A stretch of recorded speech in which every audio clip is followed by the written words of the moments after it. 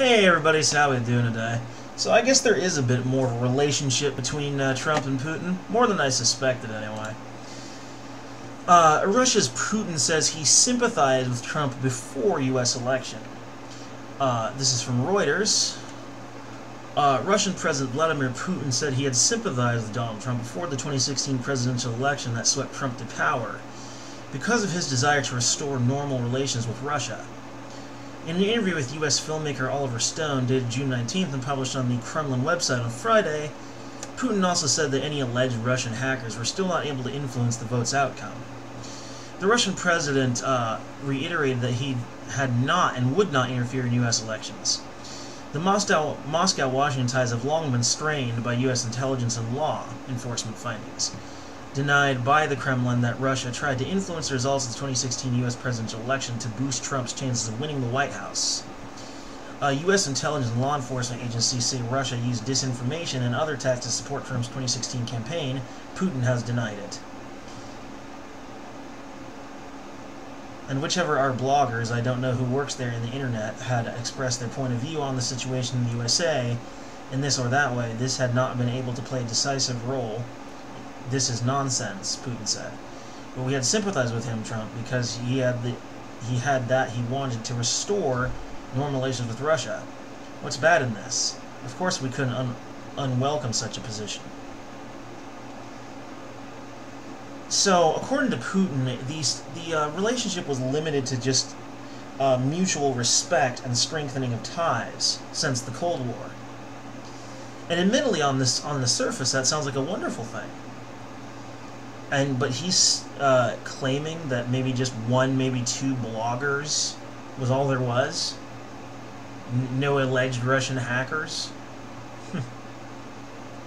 Well, I respect that he was able to come right out and say it without being a coward.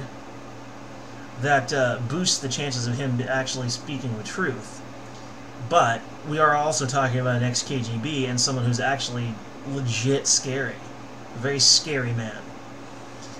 That being said, an ex-KGB would definitely know how to get around the issue of liars' cognitive dissonance, where they have difficulty coming right out with it, maintaining eye contact, head shaking, and all sorts of dismissive body language, which is autonomic.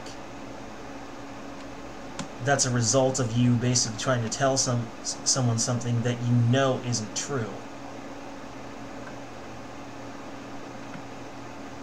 So either he was trained to resist that tendency, human tendency, or he's a pathological liar. We can't rule those out.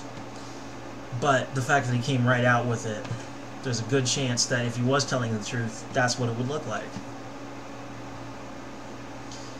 And there really wasn't much evidence in the Mueller report to suggest that there actually were any Russian hackers. I mean, just one or two bloggers commenting on the U.S. election. I believe it. Country's got tons of bloggers commenting on elections. Hell, I comment on other countries' elections. So, I mean, the Russiagators are walking on thin ice more and more every day. And I agree strengthening ties between Washington and the Kremlin would be a wonderful thing. And again, I am more frightened of this country than I am of Russia. Far more. Don't ever forget this is the only country, the United States, that has ever actually deployed a nuclear weapon or atomic weapon.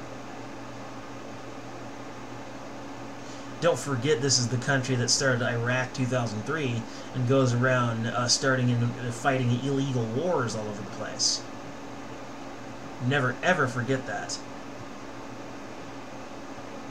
Never ever forget, too, that we can drag our allies seemingly anywhere we like them to go.